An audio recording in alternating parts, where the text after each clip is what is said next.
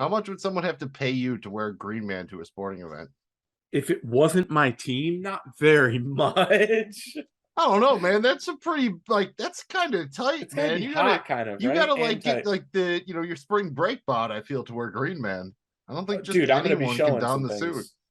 Yeah, I mean, there's gonna be like I'll have a nice bulge, but I'm gonna have some other lumps too that I don't necessarily want showing.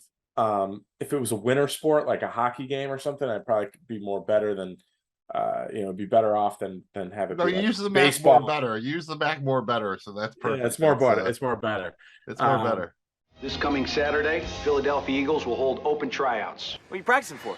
I'm trying out for the Eagles. This summer, You have a story, my friend. one man is pursuing an entire city's dream. What brings you out here? Want to be an Eagle, baby? How we doing, AC? I've seen glaciers move faster. Even if you're down there for 1 hour, you're down there. Let's go to work. Invincible.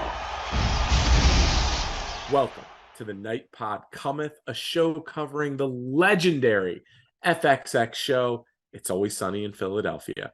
I'm Jamie G, defender of the New Kids on the Block movie. It was really good, and I'm here with my co-host, Magnum Mills, and we're going to meet Donovan McNabb and try out for the Philadelphia Eagles. The Birds! Let's be honest here. That's kind of like the Bears, but we are the fucking Birds. We're the fucking Birds. People know that in Philly. And we did the math here. We looked at, can we make the Eagles? No, not really. So you know what? Let's make a successful boy band. Shit, we're not going to really be good at that either. So I guess we're just going to have to do a podcast about It's Always Sunny in Philadelphia. Again, I am Magnum Mills with Jamie G on the Night Pod Cometh, on all your favorite podcast platforms, the Spotify, the Apple Podcast, all the good ones wherever you get your pods. If you're not subscribed, please do so. Helps us out a lot. Helps other people find the show. We're on social media at Night Pod Cometh. Jamie G, this week, we're going to get Invincible, brother. And I think it's going to be a damn good time. Could not be happier than being here doing this. You make it sound like, yeah, we're not going to make the Eagles, but who gives a shit? We get to do this podcast covering one of our favorite shows. And guys, please be aware, this is a absolute full spoiler show. All episodes, all the podcasts, all the interviews, all the news reports are fair game here. This is your first and final warning. Hell, I may even talk about Charlie Day at the Clifford Ball, taking in his first Fish show in 1994. It's all open, okay? We can do anything. We're basically the opposite of Funk Master Flex, the opposite of so fucking focused. That's true. Hey, but this is the gang, and if you listen to their podcast covering this one, it was probably less focused than this will be. So stay tuned because we can hit the highlights of what they said very easily. So let's do the Charlie Kelly thing and.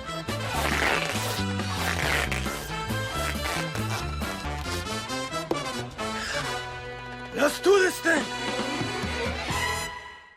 This is episode 2 of season 3, The Gang Gets Invincible, originally aired on September 13th, 2007.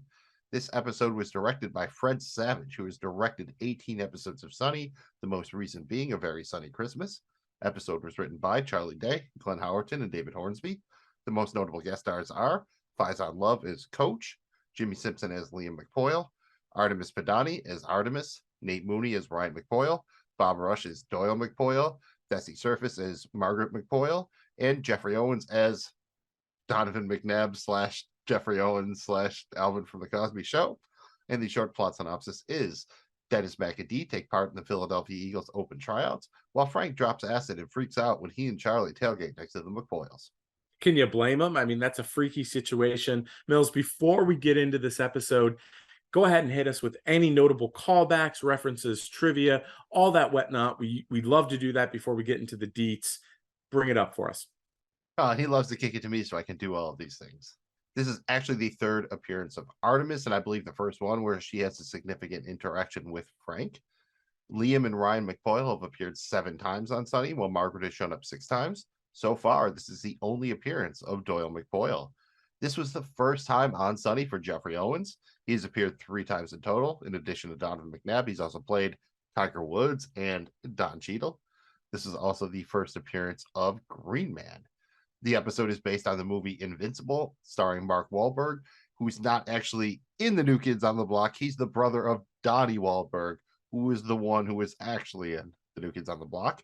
And Invincible tells the story of Vince Papale, who really did make the Eagles roster. However, he actually did have some athletic background or whatever. The movie obviously took some dramatic liberties with the story, doing the Disney thing. And despite the fact that the movie Invincible provided the premise for the episode, Glenn Howerton admitted that he had not even seen the movie while they were writing the episode. I think it's time to get Invincible. And that just reminds me of Boris in GoldenEye, more specifically the GoldenEye for N64, but also the actual movie GoldenEye. And it's not GoldenEye, but I believe it is like Wednesday morning at Patty's, and we find the gang drinking and playing dominoes. Charlie begs everyone to do something different. Maybe go outside and run around or something. They meet him halfway as they go outside, but they continue to sit around and play dominoes while drinking. While out in the park drinking and playing dominoes, they learn that the Philadelphia Eagles are holding open tryouts, inspired by the movie Invincible. This gives Mac an idea.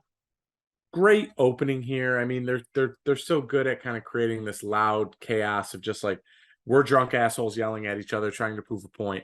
And, it's funny because Charlie he's got the right idea here. The champ, he's such a buddy. He's got the right idea, but of course they can't fully execute. And they're just like in this park doing the same exact thing, and thought this was great.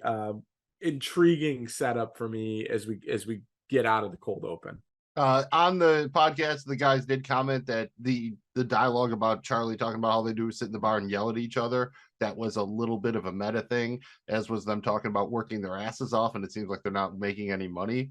So there's definitely a little bit of metatextual stuff going on here. How did you overall like the running gag of Invincible being a New Kids on the Block movie? I thought it was just fucking choice.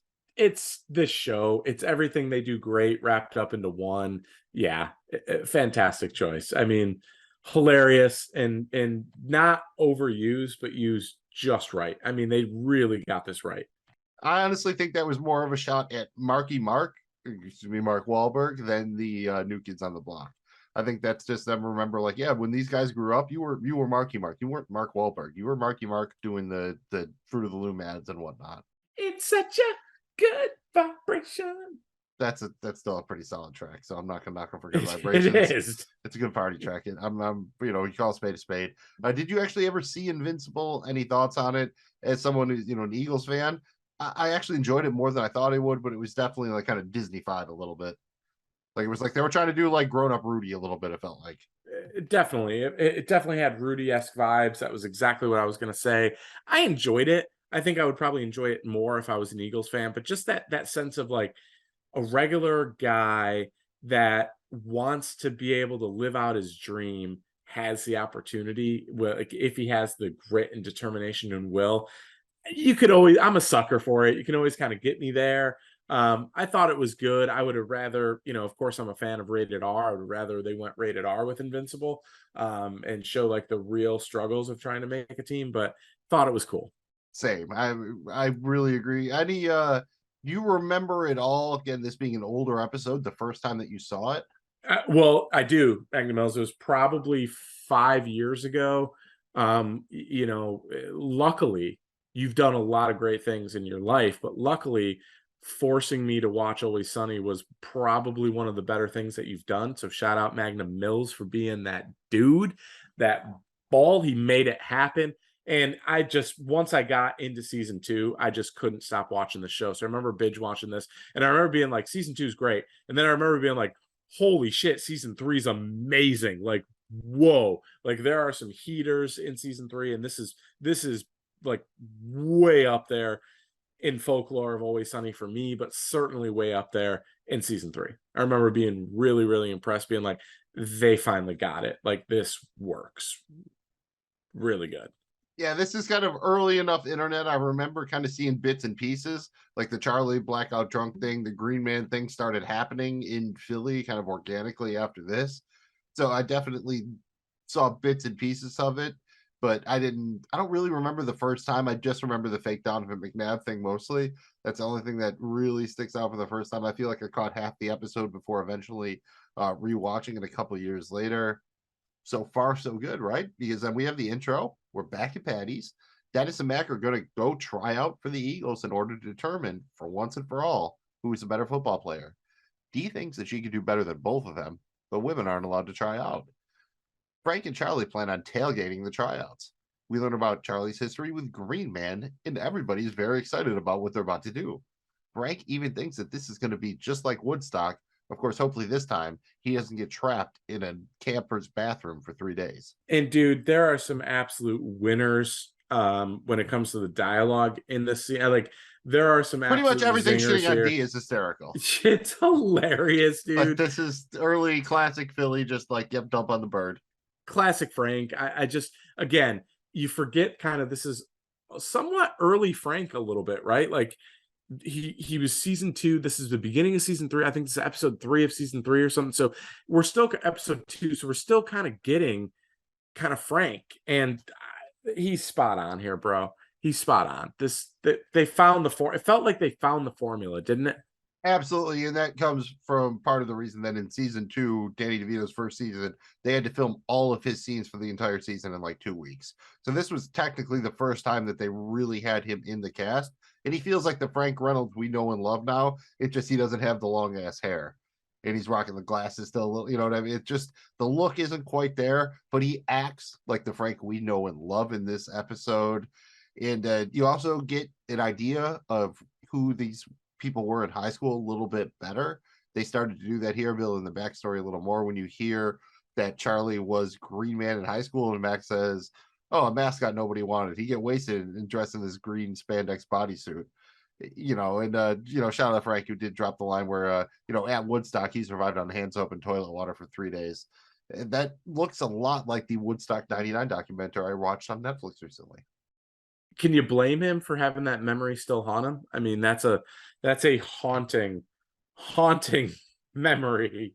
And you gotta love, we talked a little bit about it with the shitting on D, but you gotta love Mac and Dennis here just being their absolute worst. For a split second, they're like, shit, maybe she can outrun us, but we don't have to worry about that because she's a woman. We're better just because, like, just classic terrible humanisms, for Mac and Dennis. Again, works really well with just how terrible these characters are. D can definitely hear them. They're right there at the bar. And Mac tries to just like, you think that's even a possibility? Because that could be very embarrassing for us. Just, I mean, fucking perfect. Like, the kind of like, just the inner gang politics of the gang. I mean, just so fucking good. And I basically broke when, she says she wants to try out, and they just laugh for like 20 seconds. And Mac's like, but you're a woman. You guys think you're actually going to make the team? Hell no, we're not going to make the team. But we will finally get to prove once and for all who's a better football player. That's right. And trying out for the Eagles is the best way to settle that score. Well, you know what? I would like to join your little competition. No.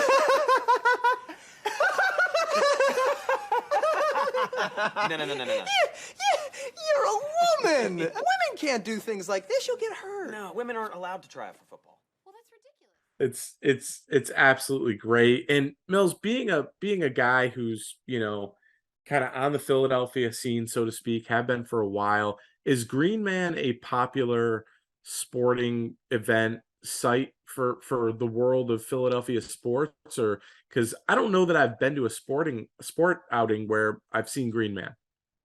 For a while, it was definitely a thing, especially at college basketball games in the student section, especially Temple, Penn. You go to a Big Five game, you'd a lot of times see someone in the student section dressed up like Green Man. I don't know if they would be associated with like the cheerleaders or the dancing squad or not, but they'd be there. When you got the student section behind the basket, you people holding up the big heads.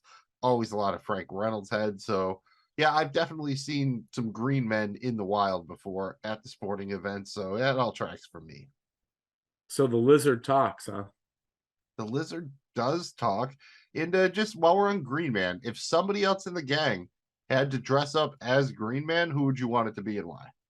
Oh man, I gotta see Frank. I just think his body type would be so funny dressed up as Green Man. It would just work great. Well, especially if you had to wear the same suit and it doesn't really fit. It doesn't and fit. the whole point is how awkwardly it fits. I think that would be funny. Yeah, that'd be great. That was my initial thought was Frank, but then I remember D dancing next to the wacky inflatable tube man in the Gang Gets a Boat. And I was like, well, I think D's got the moves to wear the Green Man, I feel. So I think I would ultimately go with D. Frank would be the funniest. And we do see here when they're going to tailgate, they talk about how to pack a cooler. Jamie G, how do you properly pack beer in a cooler for a tailgate? As much as you can fit in, but do not forget the ice. You don't have a system. You just throw it. You don't put the beer in first, then the ice, or the ice in first, and the beer. Depends on the cooler, honestly. It depends on the cooler. Well, that's the key. You want to maximize beer, but there has to be a little bit of room because you have to have some ice. 100%. Like Charlie talks about here about doing ice. layers. I would say generally it's easier to have cans in a cooler than bottles. It's a little bit of a different situation because if you have bottles, my guess is you're working with like a maximum of 12 or something. Otherwise, it's going to be kind of untenable to have a big cooler. So if you're going to need a lot of beer, you want regular 12-ounce cans is the way to go. Little bit of water on the bottom of the big cooler, put the initial layer in, sprinkle some ice in, usually kind of like, you don't want it shaved ice, but you don't want like the big, like half quarter moon cubes. You want generally some square cubes. Go to the store, buy the $2-3 bag of ice, whatever it is, get a few of those, start spreading it in. Like I will sometimes do like one, like a vertical can style, and then one fucking cans like on top of those horizontal style, ice on top of them, and build up. It depends again how big of a cooler, but I would say you want probably 70-75% of the cooler filled with beer, 20, 25% with ice, and then a little bit of room so it all can breathe. Yep. Spoken like a dude who has filled a cooler very well with beer while we all were dying waiting for beer. So that it's important. You see how much work Charlie has to do to set up a tailgate. It's hard to set up a tailgate. So the way you set up the beer is crucial because ideally then you just leave it in the cooler. So it's one less thing you have to deal with. 100%. And Mills, we see that Mac and Dennis arrived at the link and they're enjoying a few beers and taking a piss basically while commenting on a number of people wearing capes. This just, dude, the fact that the way the camera angle is and they're standing there and they're kind of talking, it almost looked like they were kind of huddling in private, like talking about like the capes and the lack of effort and how bad everyone sucks and no one's taking it serious. And then the camera zones out and you realize that they're taking a piss, drinking a beer. Just fantastic moment here in Always Sunny. And they keep it going like they are actually drinking beers. Like when they first start doing the tryout and everything, like initially run up to the coach, they have beers. It's until finally after that when they have to do sprints, they're not drinking anymore. But yeah, just the reveal that they were pissing. It was just in the background, just everyone, they're all kind of wearing their jerseys. And, you get the idea that, everyone saw Invincible and they decided to come here.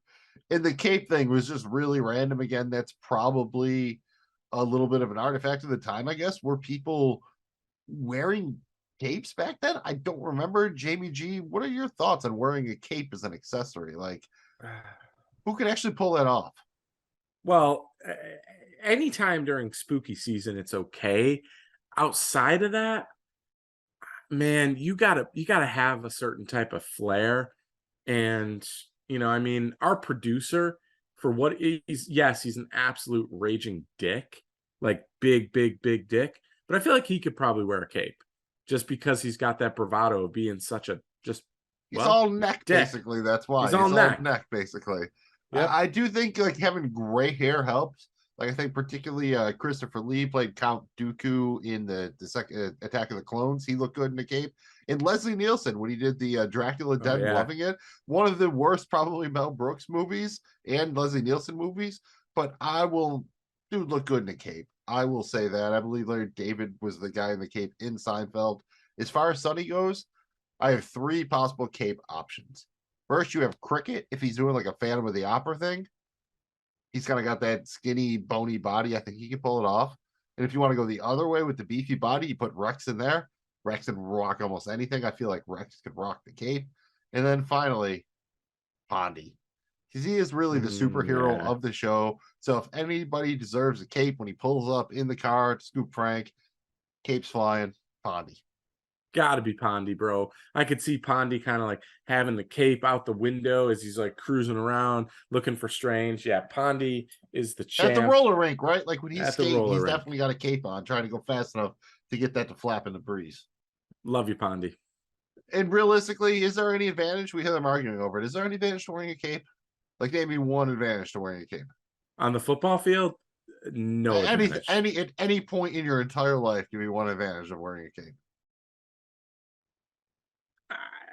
I cannot do it. I cannot do it. I can't Well, give you you can at least one. be like, well, I forgot to wipe my hands. I forgot to, in the bathroom, they were out of paper towels. So I had They're my out of cape. paper towels. Like that's a start, right? It Yeah. rains, you can put it over your head a little bit. Yeah, that's true. I mean, And if there's a really attractive lady you'd like to help, walk over a puddle randomly and she can't go around it, you put the cape over the puddle. I mean, or she's cold, you could take off your cape, put it on her. I mean, I guess there's a little bit of advantage. That's here. all I'm saying. If you Strategy, really work at it, you can find a way to use the cape. Don't sleep on the capes. Although the denim capes, they couldn't even bring that back in the Gang Goes to the Jersey Shore. So maybe you could put a denim cape on the rum hand. That's as far as we could go. Maybe it's a little bit of a food accessory. We see that Mac and Dennis are there, but Charlie and Frank have also arrived. Charlie set him up a nice tailgate. It's time to relax. Frank wants Charlie to drop acid with him, but Charlie declines, as that would be the exact opposite of relaxing for him. I mean, Frank's not fucking around. Like, he's like, yep. Well, I'm gonna trip balls. Frank's all in, and you kind of see that maybe this will end poorly, just Frank being unregulated with his amount of LSD Well, in intake. retrospect, after hearing Green Man brought up and then acid, it all makes, looking back, it makes total sense, right? I'm trying to remember the first time I watched it. I can't really remember this, but I feel I would have been like, oh yeah, Charlie's gonna end up taking acid. Felt like he had to. Yeah, and shout out, like if you listen to the Always Sunny podcast, all three of the guys talk about for this episode, they all talk about their various experiences at Lollapalooza, I think very specifically with hallucinogens. At least Charlie and Mac do, I believe, or Charlie and Rob, sorry. So used to their character names. I thought this was a really cool addition to this episode, and it excited me going forward. I'm like, oh wow, we already got like this whole tryout for the Eagles, and there's rumors of like a Donovan McNabb thing happening. Now we've got Frank on acid, paired up with Charlie. Like that sounds like a recipe for a win for Always Sunny in Philadelphia humor. Yeah, basically, and Danny DeVito's trying to recreate a Woodstock experience. Sold. Yep. Sold. And then we're still in the parking lot. Guys are getting ready. Mac and Dennis are applying some eye black when Dee comes up to them, disguised as a man named Cole. She's got a bandana, fake goatee mustache joint. She got some eye black himself. And she actually looks a little bit like Rickety Cricket, believe it or not. Coach arrives, played by Donald Faison, tells them to get on the bus because the tryout is at a shitty high school in the suburbs. Dipshits like them don't get to play on the same field that champions play on. Charlie and Frank notice the bus is leaving with everybody. Charlie wants to stay, but Frank insists that they follow the bus. You kind of start to feel bad for Charlie just a little bit. The guy just wants to sit down, relax, and get blackout drunk. I mean, is he asking for too much here, Mills? No, I mean, well, he's not quite to that point yet. We're almost there, but he did all the work, right? He set everything up. Like they make it a point to show like they got there. Charlie set everything up. Frank's like, just like, yep, I'm gonna do acid and shit. So it's Charlie work, right? It's definitely the show showing us the early idea that Charlie really is the one who makes a lot of this shit happen. So yes, you're right. He's actually absolutely earned the right to sit there, get blackout drunk. I do have to say again, you get Mac and Dennis shitting on D here. The bones like glass, man. There's not much funnier than like your body's like 90% scoliosis. Like, yeah, that's The second that any part of your body touches that field, it's gonna shatter like glass. You got bones like glass. I don't have bones like glass. You spent half your life in a back brace. Your body's like 90% scoliosis, Steve. that's pretty fucking funny. And basically in here, I do have to say that technically at this point the Eagles were not champions, they were the NFC champions. I'm assuming that's what he's saying when he called the link the field the champions played on. But at that point, unfortunately, the Eagles had lost to Tom Brady in the Super Bowl about 2 years ago. So NFC champions, still champions, just not Super Bowl champions. When they brought out the coach, I was like, oh, this whole tryout thing is going to be better than what like I even anticipated. This, again, perfect selection for a side character. Yeah, we'll get into that a little bit when he gives his big speech. But for now, we see that Dennis and Matt got on the bus and they make some new friends. D makes friends with the guy who's a little bit blind in a denim cape with a little lunchbox, and his mom made the cape, so that's very nice. Dennis and Mac meet Doyle McPoyle, the latest McPoyle we've met, who seems like a bigger fella, and he's anxious to play football against these dudes. And we get there, we see that the other people tailgating when Charlie and Frank arrive. This forces them to park in a spot near the porta potties. Charlie refuses to set up again. This is it. He just wants to sit in his chair, get blackout drunk. Everyone needs to leave him alone. Unfortunately, his chair is almost immediately hit by an RV driven by the McPoyle brothers, who are there to support their brother Doyle. They brought the entire family, and they refuse to move their RV. Eventually, they agree to a truce of sorts, and Charlie heads back to his chair. The mark of a McPoyle, the unibrow, the eczema, the acne. It's just, it's so true, and it's so hilarious. And dude, anytime you get more than one McPoyle, I'm happy. This was a new McPoyle, and so I thought this was pretty cool. And shout out the dude who plays him. He's done a bunch of stuff and is a guy that he's a guy. Jimmy Simpson? Yeah. Who plays one of the main they all do good work here. In if our producers were real cool, they'd show the Coolio Fantastic Voyage video where everyone gets out of the trunk next to this, where all the McPoyles keep piling out of the RV, and they're all like doing weird shit, carrying weird shit. At some point there's this jar, and you hear like, is that fucking pig parts? What's in the jar, man? What's in the dude? I caught the jar and it was very disturbing looking. It looked like pig parts. It definitely looked like pig parts. I'm not gonna lie. There was more McPoyles in that RV than I thought there was, and the whole thing's hilarious how it just pulls up and it actually hits Charlie. Like, that's funny in and of its own right. Frank is just starting to feeling the effects of his LSD, and he's trying to mentor Charlie as Charlie like engages with them. A lot going on here, but certainly the highlight is as all the McPoyles start rolling out of this RV. Just very, very strange, weird sight for sure. And that's one of those where as they're getting out, you hear Charlie just go off on them and just basically rip them apart. I'm very curious whether that was an improv or not. I'm guessing it was written. On the podcast, they actually talk about how, like, in a little bit, we'll talk about there's a big scene from the coach, and they actually wrote like this whole long speech, and Five Sound Loud actually didn't kind of memorize it or whatever for one reason or another. It makes you wonder, kind of like, is this something they wrote, or is he this good? Because again, Charlie does write some of this stuff. And just a shout out to Charlie's full quote. No, I'm not setting anything up, all right? I'm sitting in my chair, I'm relaxing, I'm getting blackout drunk, and you're leaving me alone. All right, be a party pooper. I've used that quote, that meme, multiple times. And when I do, stay the fuck away from me, please. And shout out to Dennis, who was literally just smoking on a bus with all the windows closed on the way to a football tryout. Like 2007 was like a different universe, apparently. Yeah. Could you still smoke in Taco Bell's back in 2007? I can't remember. You may have been able to, particularly in some parts of the country. Just the cooks. Just the cooks. A little ash in your burrito. Mills, the tryouts. No, I didn't ash in your burrito, man. I wouldn't do that to you. I wouldn't do that to you, man. Yeah. Shout out to The Gang Hits the Slopes. Fantastic episode. We did cover that right here on the Night Pod Cometh. From that incredible scene, we go and we see that the tryouts have now finally begun, and the participants gather around the coach. They take a knee, and somebody claiming to be Philadelphia Eagles quarterback Donovan McNabb gives them the keynote speech, which, well, sounds an awful like an advertisement for McDonald's. When the participants question whether that was really Donovan McNabb, Coach loses his patience and orders them to do sprints. How great was this scene? I don't even know what else to say other than this is just so fantastic. And we see when they run up, Mac and Dennis are still drinking beers. Like they made it all the way up there, and like they've probably stretched and done a little warm-ups, and they're still drinking bottled beer in a glass even. And just like where they go up, D tries to kiss ass, like, "Hey coach, you want us to take a knee or whatever?" And he's like, "I don't give a shit." And then they're all like, "Oh, I guess we're gonna take a knee." And they're in a high school, right? The kind of field.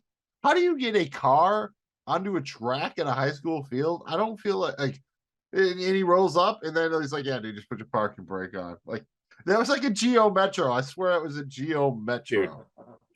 First of all, obviously Donovan McNabb, And it really was driving the that Cosby car, Show. For what it's worth, it really was.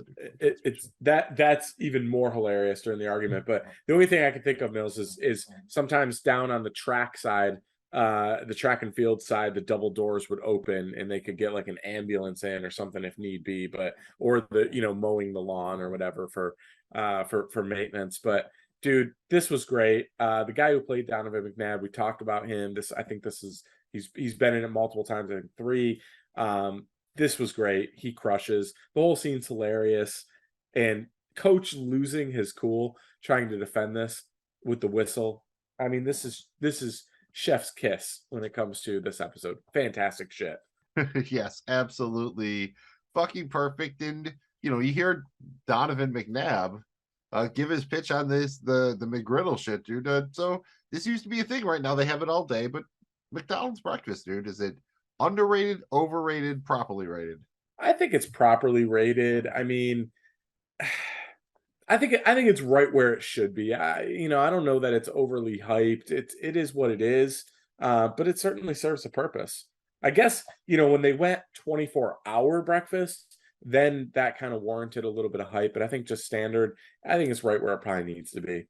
Yeah, I'm not a big fast food breakfast guy. I will say solid black coffee, and you get like that, like the hash brown, solid, like the little hash brown patty joint.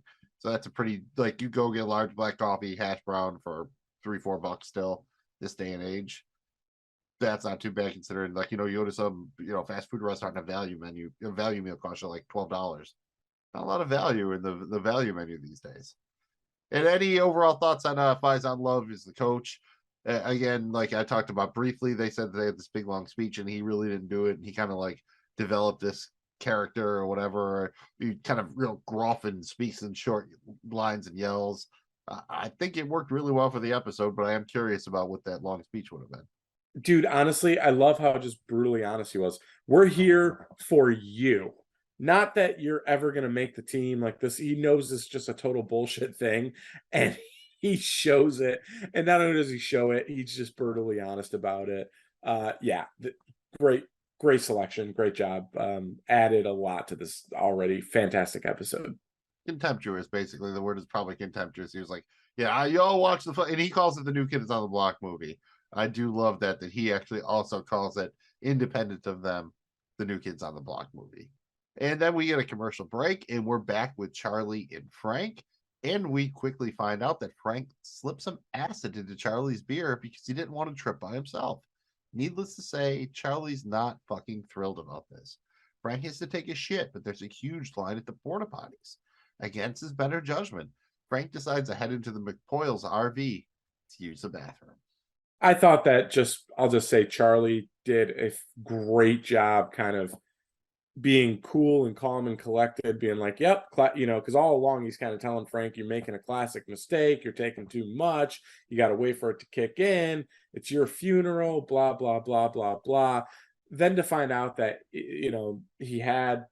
he's right there on, bought the ticket. He's going to take the ride too, whether he wanted to or not. I thought Charlie did a great job, just kind of the acting here of like coming to the realization of like, oh no, because that's not something it shouldn't be forced on anyone. We'll just put it that way. No, not at all. And I think he did a great job too, portraying that you knew something was up, because when you go into the scene, remember he said he just wants to sit in his chair and relax, but they show his feet and he's like tapping his feet a mile a minute. So you kind of know that, maybe it could be interpreted as, even though he's trying to relax, like he's still stressed out, or like something's going on. He can't quite figure out, like, yo, I'm just trying to relax. I'm drinking this beer. Like, why am I all fucking whatnot? Like, why am I all fucking whatnot? Yeah, dude, don't slip people acid. And if you can, you definitely don't want to do a number 2 in a porta potty at a sporting event. If you got to pee and you can't, there's no natural option. You don't want to get arrested or something. Do what you got to do. But porta potties at sporting events are generally bad, especially football. It's got to be a life emergency type situation for you to go down that route. I mean, there's no other way to say it, Mills. It's got to be a life-threatening medical emergency for you to use a porta potty. Numero dos. Yeah, it's literally that or nothing. Again, watch the Woodstock 99 documentaries and there's better ways to die. And after that, we're back in the tryouts, and we see that D did surprisingly well in the sprints, while Mac and Dennis struggle. They've finally given up their beers. Now it's time to pick a partner, do some hitting drills. Mac selects D, and he lights her the fuck up. Not a big surprise there. But what goes around comes around, because it's time to pick new partners. Doyle McPoyle selects Mac, and Mac gets lit the fuck up by Doyle McPoyle. This was great because the way it was shot and with the camera angle on the face of the helmet as the person's getting buried and the helmet kind of comes up, I thought it was really cool how it's first D and then Mac. I enjoyed this. I thought this was it's like old school sparring style. When they were tackling, like, dude took off and got like damn near like vertical in the air, like not necessarily form tackling, but looked very good on camera. Mac even got a cheap shot at on D, which Dennis points out when he says, I like your form on that, and I liked how you went before the whistle. Goddamn right. Nice. Yeah, had to get the cheap shot in there. And again, this wasn't a traditional Oklahoma drill, but for given the setting, it tracked pretty well for a tackle drill. Yeah, there's not a lot of drills where it'd be a tackling dummy drill if it was like just stand here and like don't do anything. That's and get crushed. Really something you practice, because that's not really how football works. But then when it's Dennis's turn, you're up, man. Hitting's not really my thing, coach. Spoken like a true champion. You just might make the team. Awesome, really? Jesus Christ. Yeah, he's just realizing like how terrible these people are. Like, are you that dumb? Like, you really don't know what's going on here, right? And that just goes to show you, I mean, how many times are any of the member of the gang just kind of so wrapped up in their own, sensation of themselves, like their own self, like proclamation of how great they are, that they actually believe this crazy shit. So I think that was kind of a cool moment. That's a good point. I think that's one thing the gang is capable of like self-delusion like that. And their thoughts on Mac's celebration dance. I thought it was decent. Like, it's definitely no icky shuffle, but it was better than, like, remember when like Chad Johnson, Ocho Cinco did like the river dance, the Charlo Owens popcorn thing, or the Gang Gam style. I think it was better than all of those. Yeah. It's not exactly Ray Lewis coming out of the tunnel, but it's good. And not much is Ray Lewis coming out. That's like Mac bursting into patties with news. Basically, would be the patties equivalent of that. But what would the patties equivalent of the Lambeau leap be? And if you don't watch football, this is a Green Bay Packers thing. When one of their players scores a touchdown, sometimes he'll leap into the stands, and all the fans are like, yeah, good job, dude. Like, what would the patties equivalent of the Lambeau leap be? It's got to be something with beers. I'm going to say the beer cheer, where basically they score and they go and they drink beers with the members of the audience. That would be, whoever's in the front row gets a beer with them. I'm going with the beer cheer from the gang. I'm in that same universe. I'm going to go with they chug a can of beer, they crush the can on their head, and then they do a D as a bird dance. That feels like very Sunny for me. And if you want to throw a couple Patty's bucks in the air while you're doing that, more power to you. Yeah, make it rain Patty's bucks. I mean, after all, they form their own economy, Mills. After that, it's time to check back in with Frank, who appears to be reliving his Woodstock nightmare of being trapped in an RV bathroom while on drugs. Meanwhile, the McPoyles are taunting Charlie over Doyle's success, with Charlie trying to keep it together as the acid kicks in. This is kind of the Frank we love, and it's interesting to go back to kind of early Frank. And you mentioned earlier that season 2 was basically all kind of filmed in one short period of time. we kind of see Frank maybe not evolving, but this is a very cool route to take Frank, and it made a lot of sense and was enjoyable from the viewer standpoint. So this got me excited. You kind of realize nothing's off the limits with Frank. Yeah, we're not quite to like, download me a hoagie off the internet, or like, I'm gonna get real weird with it or throw me in the trash. But you're definitely getting more towards the Frank Reynolds we've known for and loved for the majority of the run of the series. And it's funny what Frank's like his personal trials are, right? Like his own Vietnam. Like his personal Vietnam so far seemed to like be going to Vietnam to open up a sweatshop where they put the cat in the soup, or they toss the hand in the soup, or where he goes to Woodstock and he's stuck in an RV bathroom for 3 days where he survives on hand soap. Frank Reynolds, dude, that's a life, man. Like, I'm not asking for a Sunny prequel, but if you're gonna do it with Danny DeVito, just like dress in a wig, pretending he's 18 again, I'm okay with it. We go back to the tryouts, and Doyle again impresses the coach with a long reception. Dennis volunteers to run the next route, and he takes off, baby, and it looks good. Unfortunately, he's so caught up in his own thoughts of how great he looks that he forgets to look for the ball when he turns the dig, and it hits him square in the face. Hilarious moment here. I absolutely love this because Howerton must have been absolutely sprinting here. You can see his face kind of moving with just the motion and stuff. This was awesome, and he did look really good. I mean, I gotta give it to Dennis here. Yeah, and this is also some sort of a tracking shot, so you have to remember this is being done. Basically, there's probably like a set of rails underneath that. There's someone in a camera pulling back very fast as he kind of runs to make this look good, and it does look really good. I don't want to give the whole quote here because that's going to be way up there for my quote of the episode. But this does, you like how Dennis refers to his trademark of popping the shirt off. We recently covered the gang solves the gas crisis, where you saw them all pop their shirts off in a bank to try to persuade the lady to give them a loan. And Dennis was kind of mad because, popping the shirt off, that's his move. Hilarious. I can't say much about it other than this was just peak. I mean, this was fantastic. I mean, you do really have to, work hard to achieve that long, lean muscle symmetry. So shout out Dennis, he's really working on it, and he's, working out with the skins and everything. That's how he does. After that, we see Dee still in the mix. She's trying out at punter, and she booms a long kick that really impresses the coach. He's going to go tell the other coaches about it even. She lords it over Mac and Dennis, who are now legitimately worried that she might make it further than they do. Dennis has an idea, and he suggests that he and Mac go find Frank. And shout out Dennis, who points out that Dee might have a built-in advantage due to her stork-like legs with pendulums on the bottom like wrecking balls. Stork-like legs is up there for me for a quote. We'll hand out hardware in a little bit, but that's a good one. And to be honest with you, I wasn't sure if I bought Dennis's explanation of why Dee was good at punting a football, but I did a little bit of research, and it turns out that there are some slight benefits to having an above average size foot when it comes to kicking a ball. Mostly is due to an increased contact area, but there is a bit of a downside, which is that there seems to be an increased risk of injury.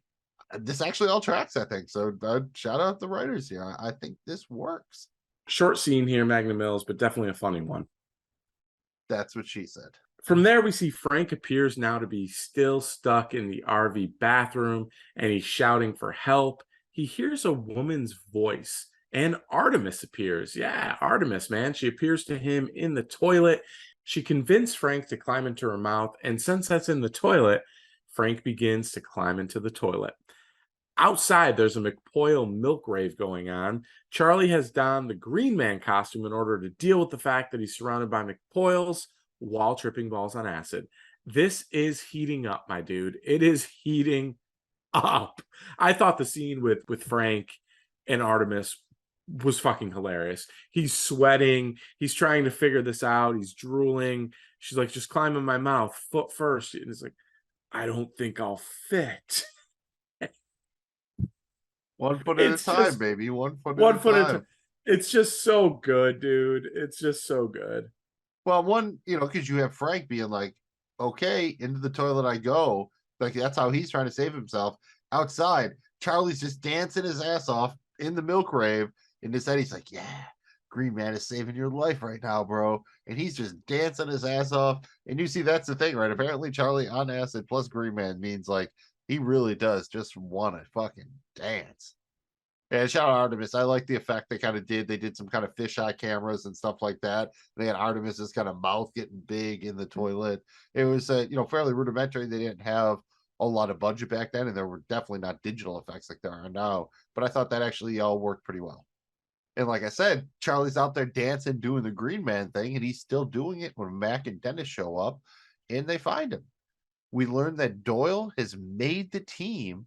And we also learned that Frank isn't actually in the RV bathroom. He's trapped himself in a trash can right behind Charlie. Artemis is pretty sure that he's on acid, and he probably took a dump in there. Early reference to who pooped the bed, right? Who knew that it was going to be Artemis doing the big speech at the end? But here she is diagnosing a Frank poop. Little foreshadowing there for that episode when she basically, in the middle of the storm, solves the case. I mean, it rolls together and you get a super poop or what have you. And do they really have to ask if Frank brought his gun? Never a doubt in your mind, was there?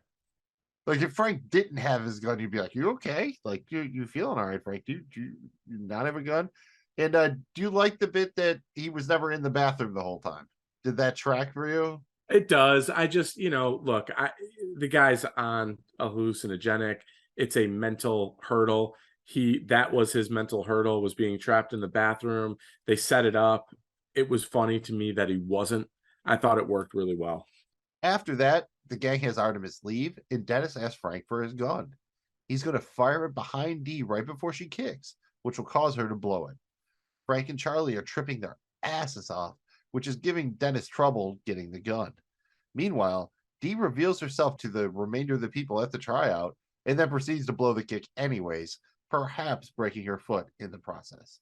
You gotta love this because Dee is feeling herself. She kind of feels like she won here, right? She's got super talent. She's gonna have a legitimate chance, and she's gonna do it as a woman. She can't wait to prove it wrong. And I love this because she pulls off her hair and her stash, but she leaves the beard. It's so funny. And obviously you knew something was gonna go wrong. Her body's basically glass, right? I mean, yes, very much. It ultimately proves Dennis and Mac right. It's interesting here that in this episode, we got to hear everyone's internal monologue except Max. We get Dee's here. She tries to pump herself up, but you can tell she doubts herself, which is kind of a theme we see running throughout the series. I thought it was pretty funny overall, and it looked almost real the way she punted the ball badly, like right into the guys. Like, how bad is that? They're expecting, she didn't even punt it in the right direction.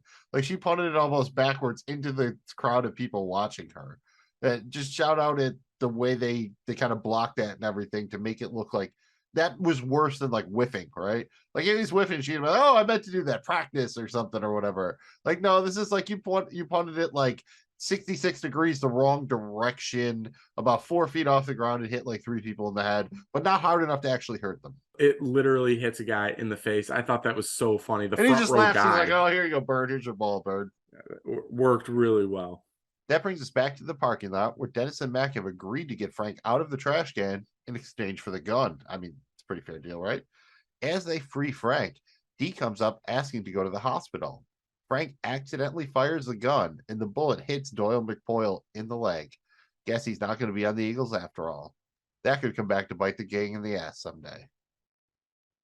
It just might. I didn't make the Eagles, but I would like to go to the emergency room right now, please. I thought this was a great ending to this episode, and I like the kind of the future foreshadowing. When you think about this, this was a really complete episode, especially early on. I mean, this was basically the beginning of season 3. Considering they added Danny DeVito in season 2, again, as we mentioned, only had him for like 2 weeks of filming. This was really the first time that they all filmed together on a regular schedule.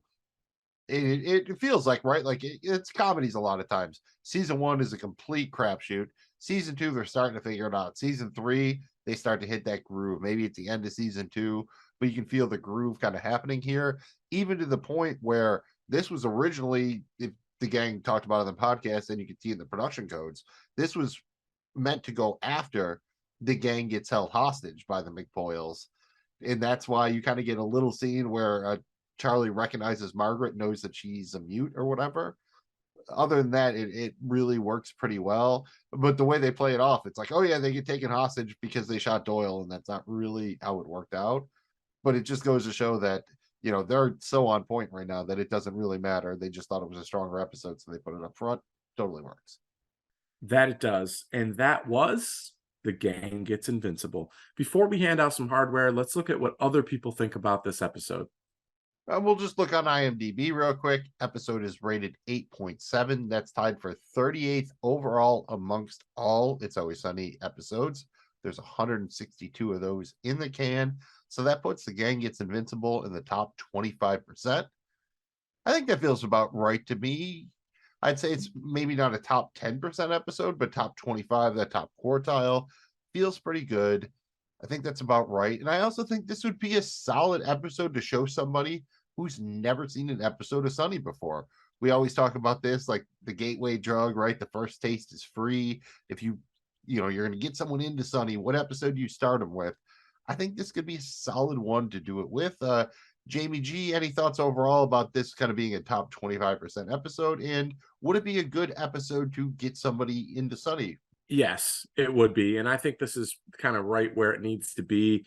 It's easily remembered to me as one of the best episodes of this season. And season 3 is actually really good. For me, I think this is kind of right where it belongs. And I do think it would be a good kind of episode to get somebody just that first taste of Sunny. You don't necessarily want to start them off with the gang cracks the Liberty Bell per se, but we do think that this would be good. It has all the elements. It's got the gang drinking, arguing, trying to prove themselves, pointing out through their own weird way just how horrible they all are.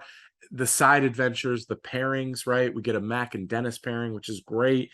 Shitting on D. We get a Frank and Charlie pairing, which is fantastic, and then a bunch of great side characters like the McPoyles. So I think this is a really good episode to consider as that gateway episode.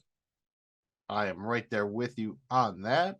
And sometimes we bitch about the titles of things. I think in this case, The Gang Gets Invincible, pretty solid as an episode title. I do have an alternate idea or two here. If you want to stick to the tried and true naming scheme, I would say you could go with The Gang Tries Out, or maybe more vague and fun is The Gang Goes Outside.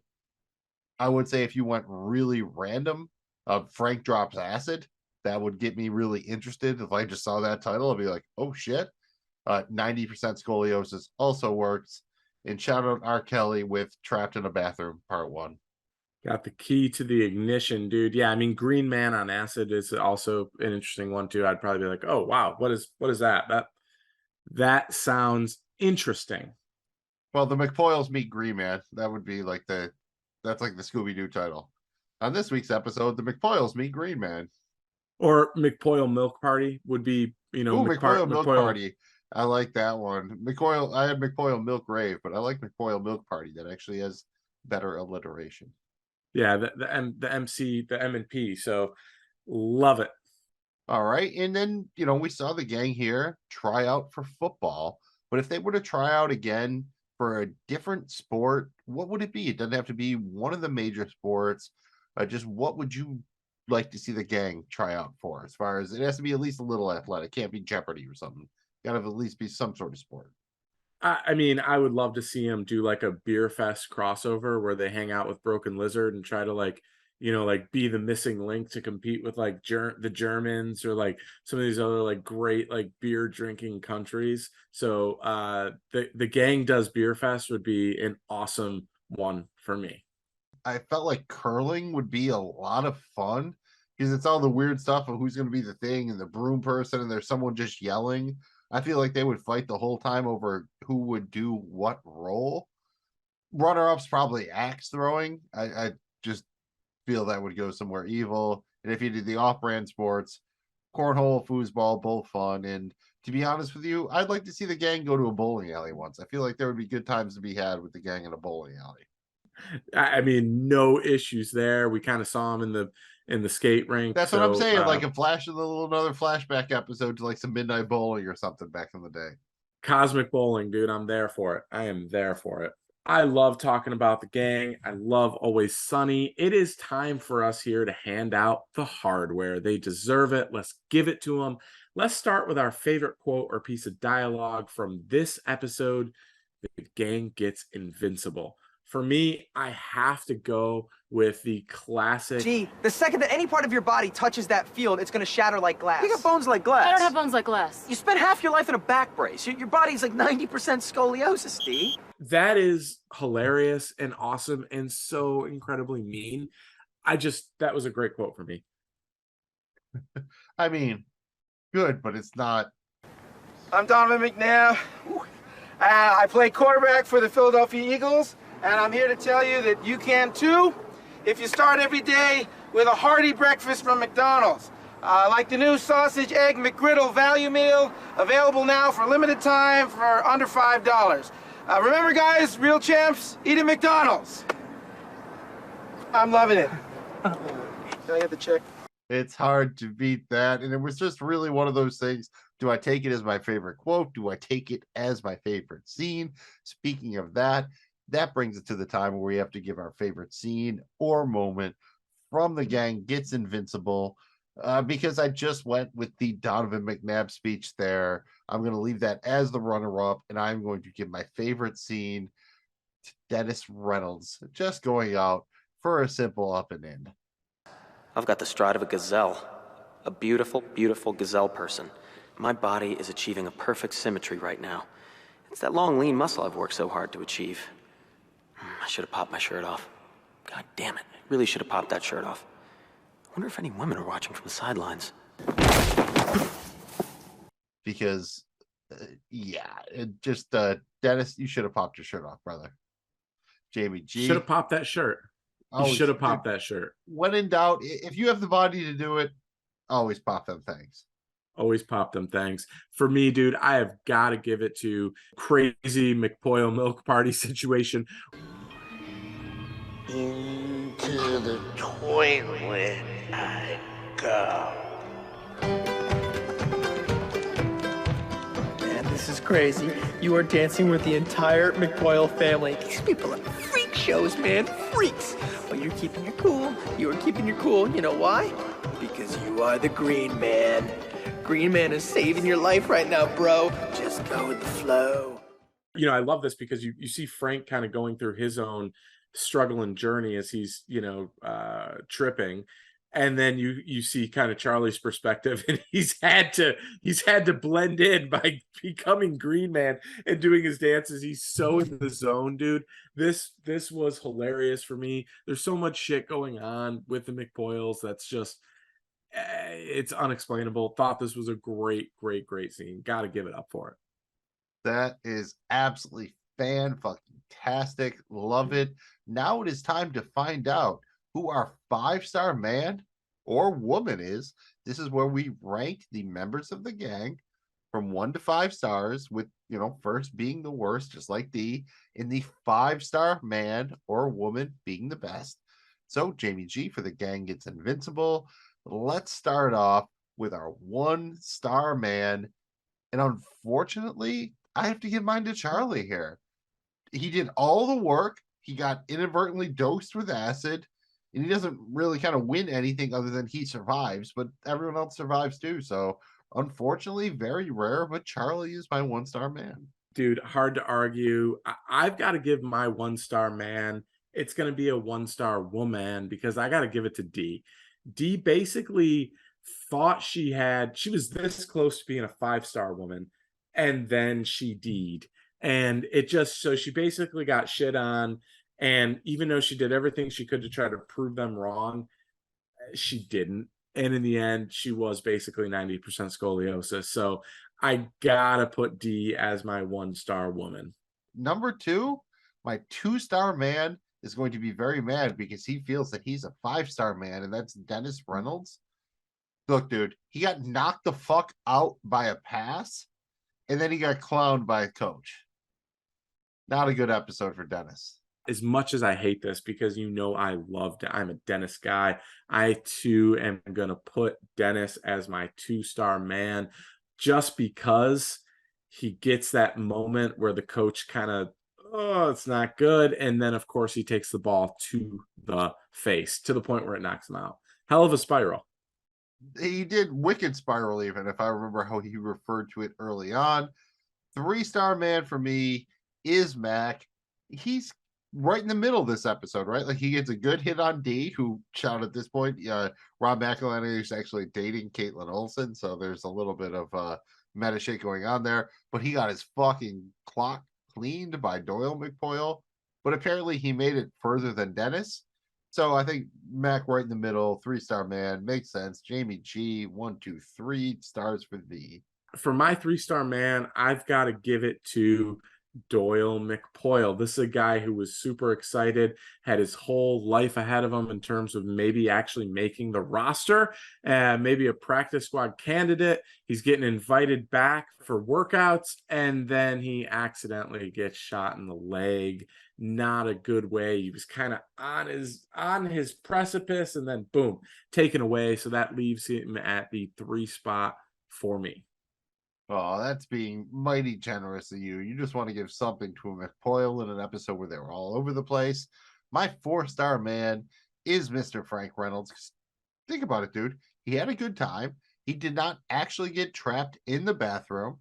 Dropped acid. Charlie dropped acid. Didn't even really get mad at him after all that. They tripped together, had a good time. And he shot a McPoyle and apparently didn't get in any trouble for it. Also, this is his first notable interaction with Artemis, and ultimately in being Frank, he informs her parents that they are lovers. So, well, Artemis does, but they're lovers, and they do weird things with bottles and hot dog rolls. So, gotta be a 4-star man. Definitely a 4-star man. My 4-star man is going to be Coach. I thought Coach was in control.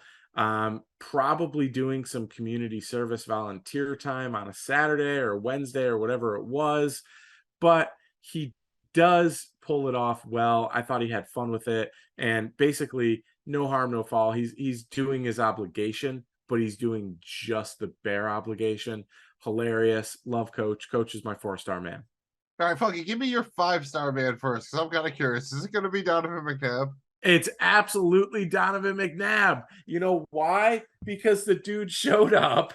He gave a McDonald's endorsement, collected a check, and bounced. I mean, best job in the world. It has got to be Donovan McNabb. He was totally a 5-star man.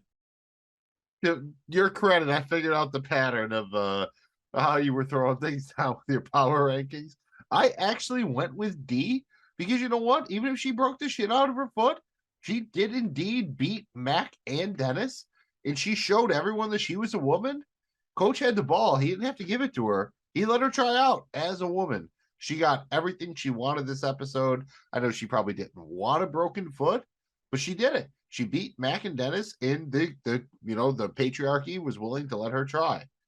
She fucked it up, but they let her try. She broke down barriers. And, her foot. But, her foot is also a barrier between her shoe and her sock. And this brings us to the time of the episode where we stop worrying about our broken bones and start worrying about our broken wallets. So what we do is we want to create a self-sustaining economy. So we grade this thing on a scale of 0 to 100 Patty's bucks. Just whip them out, give them to people, they bring them back, and then, self-sustaining economy. My turn to go first here. 92 Patty's bucks. It's a good episode. It's probably not perfect. Again, it works well as a gateway episode. Top 25%, I feel, is perfect. 92 Patty's bucks. I mean, at the end, they do the thing where all the plots come together. Very cool. Great guest cast. And there's also Acid, Capes, and Philadelphia Eagles. Yeah, it's hard to argue that. I mean, in a season that was really good, and I think a lot of people consider season 3 to be like one of the better seasons. This was up there as possibly best episode of season 3, and that's saying something. There's a lot of good shit that happens in season 3. So for me, I'm right there with you, Mills. I'm actually going to be a smidge higher. I'm going to give this thing a 93.5 Patty Bucks. I'm close to kind of getting to that 95 range, but still a little bit of growing room. I thought it was fantastic. There's not a whole No, I'm lot going that to I push you. There are complain no about here. 0.5s. There are no 0.5s. There's no change here. You got to pick. All right, we're gonna do 90. We'll do a 94.